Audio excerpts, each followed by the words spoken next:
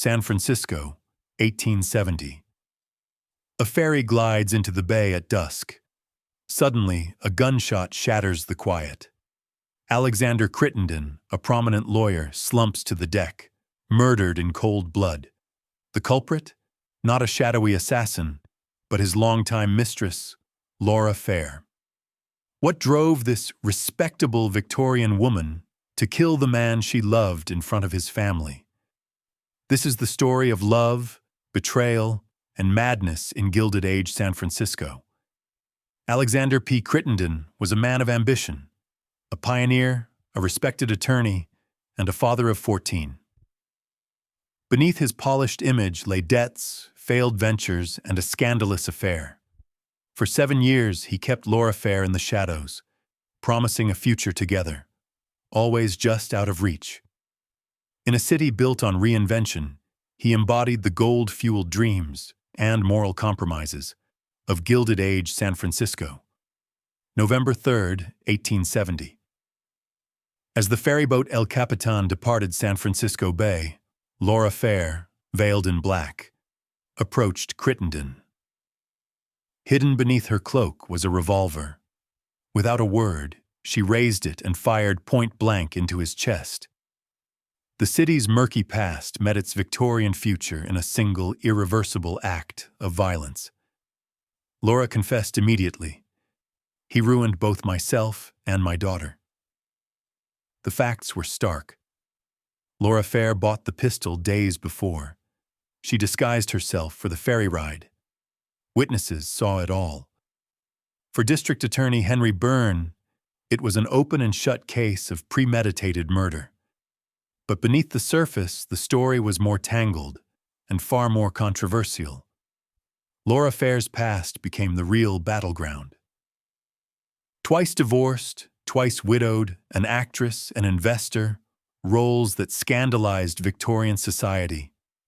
Was she a calculating seductress or a victim of emotional ruin? Her defense hinted at insanity, betrayal, and societal hypocrisy. Could a woman, abandoned and scorned, be held solely accountable in a world ruled by men's whims? The public was divided. Sympathy and condemnation battled in every newspaper column. D.A. Byrne's strategy was relentless. He showcased Laura's threats, the purchase of the gun, the black veil, each step meticulously planned. Yet the defense fought back, introducing medical experts, character witnesses, and Laura's fragile mental state. The trial became a stage for larger debates, gender roles, morality, and justice in a rapidly changing America. The courtroom, packed beyond capacity, held its breath as closing arguments echoed through the 15th District courtroom. Byrne thundered that this was not just about Laura Fair, but about the city's soul. A guilty verdict would prove San Francisco had outgrown its wild frontier roots. But could the all-male jury condemn a woman who had been so thoroughly ruined by a man's false promises? The decision would set a precedent far beyond the case itself. Laura Fair's trial dragged on, with twists that kept the nation riveted. The final verdict, though not detailed in every account, became a symbol of the era's moral complexities. Beyond guilt or innocence, the trial exposed the fragile veneer of Victorian respectability. San Francisco's transformation into a civilized city was bloodstained, not gold-gilded. Laura Fair's story remains a haunting reminder of how personal betrayal can erupt into public tragedy, and how justice is never as simple as it seems. San Francisco, during the Gilded Age, it just conjures up these images, doesn't it? Glittering wealth, but also a lot of danger lurking beneath the surface. Absolutely. All built on that gold rush foundation, transforming the place almost overnight. And today we're really getting into one specific, pretty notorious story from that time. It involves Alexander P. Crittenden, a respected lawyer, and Laura Fair. Right. A woman who, like many, came looking for a new beginning in this booming city. It's a relationship that ended very dramatically. Yeah. Publicly. Yeah. With a gunshot. Yeah. We're drawing heavily from Gary Christ's book on the case, which lays out the details incredibly well. So our mission really is to unpack not just the scandal, but the bigger picture. What was going on in society that made this happen? Exactly. To understand the Gilded Age context behind this really compelling and ultimately quite revealing tragedy. Okay, let's paint that picture then. Gilded-Age San Francisco. It wasn't some quiet little town. Not at all. Christ calls it a sleepy Mexican outpost before the gold rush hit. That discovery just, boom, changed everything. Triggered this huge influx of people. By a massive wave. You had people chasing gold, obviously, but also entrepreneurs, people just seeking reinvention coming from, well, everywhere. It wasn't just about getting rich. No, it was the idea of opportunity. Right. And Alexander P. Crittenden sounds like a prime example of that spirit. Right. Here's this guy, he's got a huge family. What was it, 14 kids? 14, yeah. Staggering. And apparently constantly juggling debt. Yet he sees San Francisco as this place of limitless opportunities. It feels like the old rules maybe didn't apply as much there. Well, that's a really key point. Early on, San Francisco had this sort of laissez-faire vibe. Meaning? Kind of hands-off, socially speaking. Less rigid than, say, back east with its strict Victorian codes, which were definitely starting to creep in later. Okay. But initially, this more relaxed atmosphere allowed things like, well, like the affair between Crittenden and Ferry to kind of blossom without immediate public outrage. People often just looked the other way. And Laura Ferry comes into this environment looking for her own clean slate. She'd been divorced twice, widowed twice, quite a past. Yeah, seeking a fresh start, a new identity, just like Crittenden in his own way. So you have these two people drawn by the city's promise. And their lives get tangled up. Deeply. But, while things were maybe looser at first, that pressure for Victorian respectability was building. San Francisco wanted to be seen as respectable, mature. Ah, so there's a tension there between the wilder roots and the desire for order. Exactly. That tension is crucial to the whole story. So the affair goes on for years under these, let's say, slightly more permissive early conditions. But then things reach a breaking point. It sounds like Crittenden made a lot of promises. He did. Repeated promises, according to the sources, that he'd divorce his wife, Clara, and marry Laura. But he didn't follow through. No. And this went on for years. You can imagine the frustration, the disillusionment building up from Ferry's side, this pattern of, well, what she saw as betrayal. And eventually, after one more broken promise, the sources say Laura Ferry decided to take fate into her own hands. That sounds ominous. It really does. It marks that final shift, doesn't it? From hope or frustration to, well, action. Which leads directly to the crime itself, November 3rd, 1870. Yeah, the setting is just so public, so dramatic. The ferryboat, El Capitan, just leaving the dock in San Francisco Bay. And right there, Laura Ferry shoots A.P. Crittenden in the chest, close range. A startlingly public act. And her reaction afterwards is telling. What does she say? When they arrested her, she apparently made no attempt to deny it, just said, I did it and I don't deny it. He ruined both myself and my daughter. Wow.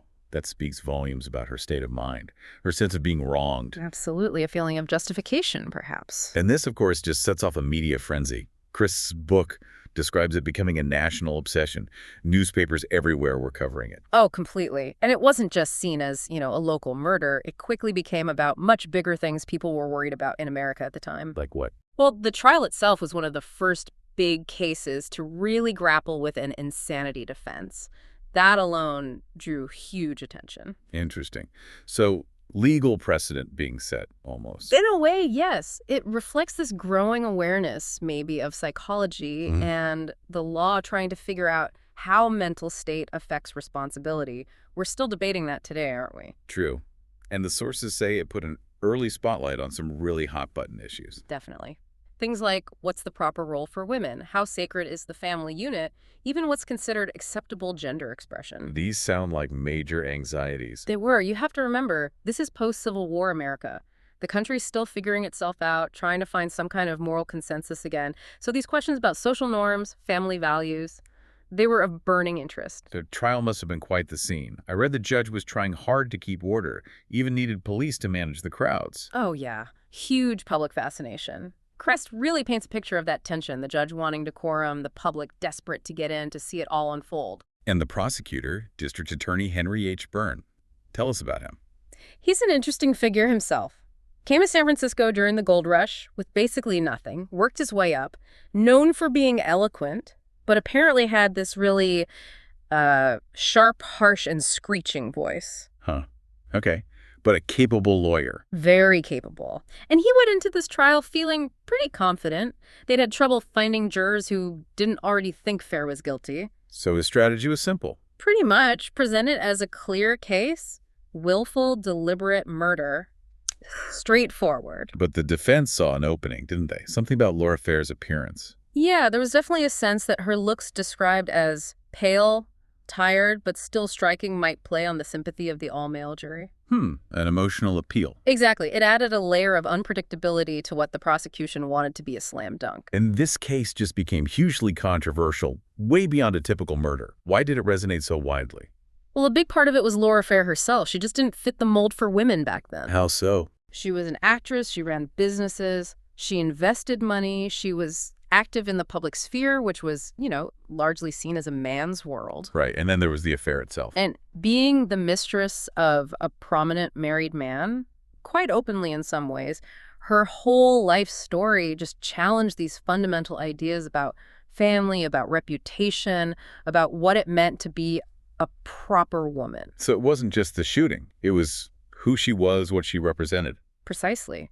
Her existence, her choices, they forced people to confront uncomfortable questions about gender roles, about morality, about how society was changing. Which led to huge debates. Massive debates, divided communities, families, and you had big names weighing in: Mark Twain, Horace Greeley, Susan B. Anthony. It shows how significant it felt nationally. And for San Francisco, the city, there was even more writing on this trial, wasn't there? Something about its image. Oh, absolutely. The city boosters, the establishment, they were desperate to shake off that wild, lawless, gold rush reputation. They wanted to look respectable. Exactly. Mature, orderly, law-abiding. They needed investment from back east, and projecting that image was key. So a guilty verdict, especially a death sentence, Was seen as a way to prove that the rule of law had finally taken hold, that San Francisco was under control, a safe place for business. So for Byrne, the DA, and the city leaders, conviction was vital. You could say that. But as the sources make clear, for people who knew the whole backstory, the years of the affair, the broken promises, the complex emotions... It wasn't so black and white. Not at all. The question of her actual guilt, or maybe her level of culpability, was much more complicated for those who knew the context. The human story versus the legal case. Chris' book also mentions other characters, right? Not just Crittenden and Ferry. A full cast, giving glimpses into the society. Yes, and they're fascinating. People like a black housekeeper who was secretly quite wealthy. Really? Yeah, and an enterprising Chinese brothel madame, even a French woman, apparently a bit of a rabble-rouser, who refused to wear conventional women's clothing. How did figures like that, say, the wealthy black housekeeper, fit into or challenge the city's structure then? Well, these individuals, often on the margins, they give you a much richer, more textured feel for the time. Their stories woven around the main drama show the diversity, the contradictions, the different ways people were navigating this rapidly changing city. They really bring the era to life. So, pulling it all together, the Laura Ferry case, it was so much more than just a crime of passion, wasn't it? Oh, definitely. Yes, it started with this intense affair ending in violence, but the trial itself became this huge national moment. A lightning rod, you said. Exactly. For all these anxieties about gender, family, morality. Especially in that post-Civil War context with America trying to redefine itself. Right. It just exposed those raw nerves, those tensions between what individuals wanted and what Victorian society demanded. Which leads us to a final thought for you, the listener. Think about that tension, personal desire versus societal expectation. Does this Gilded Age scandal echo anything today? Yeah, how do those same pressures play out now? It's interesting, isn't it? What parts of this story from the 1870s actually feel, well, surprisingly familiar or modern to you?